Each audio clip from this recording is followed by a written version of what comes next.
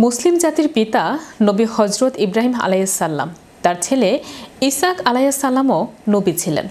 ইসাক আলাইহিসসালামের ছেলে ইয়াকুব আলাইহিসসালামও নবী ছিলেন। তার আরেক নাম ছিল ইসরায়েল। তাই তার বংশধররাই বনে ইসরায়েল বা ইসরায়েলের সন্তান নামে পরিচিত।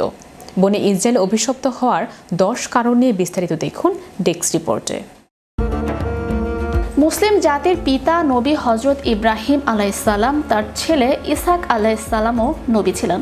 ইসাক আলাইহিসসালামের ছেলে ইয়াকুব আলাইহিসসালামও নবী ছিলেন। তার আরেক নাম ছিল ইসরায়েল। তাই তার বংশধররাই বনি ইসরায়েল বা ইসরায়েলের সন্তান নামে পরিচিত। এই বংশেই আগমন ঘটে নবী হজরত মুসা আলাইহিসসালামের। তার অনুসারী হিসেবে বনি ইসরায়েল ইহুদি নামে পরিচিতি পেয়েছে। তারা একসময় সঠিক আসমানি ধর্মের অনুসারী হলেও ইসলাম আগমনের পর অন্য সব আসমানি ধর্ম রহিত হয়ে যায় এবং একমাত্র ইসলামকেই মনোনীত ধর্ম হিসেবে প্রতিষ্ঠিত করেন আল্লাহ তাআলা। ইরশাদ হয়েছে, আজ তোমাদের জন্য তোমাদের দিন পূর্ণাঙ্গ করলাম ও তোমাদের প্রতি আমার অনুগ্রহ সম্পূর্ণ করলাম এবং ইসলামকে তোমাদের দিন মনোনীত করলাম। ইসলামের ইতিহাসে বনি ইসরায়েলরা অভিশপ্ত জাতি হিসেবে পরিচিত।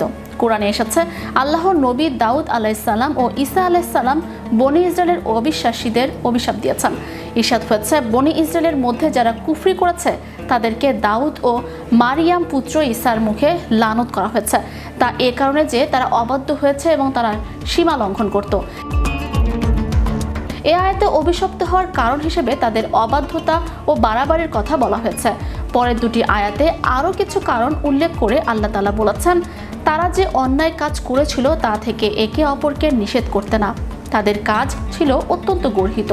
তুমি তাদের অনেককে দেখবে তারা কাফিরদের সাথে বন্ধুত্ব করছে। যে কাজ তারা ভবিষ্যতের জন্য করেছে তার নিঃসন্দেহে মন্দ আল্লাহ তাআলার প্রতি অসন্তুষ্ট হচ্ছেন, ফলে তারা আযাবে চিরকাল থাকবে। এদিকে সূরা নিসার 155-161 আয়াতে আল্লাহ তাআলা বনি ইসরায়েলের উপর ক্রোধ ও অভিশাপের 10টি কারণ উল্লেখ করেছেন।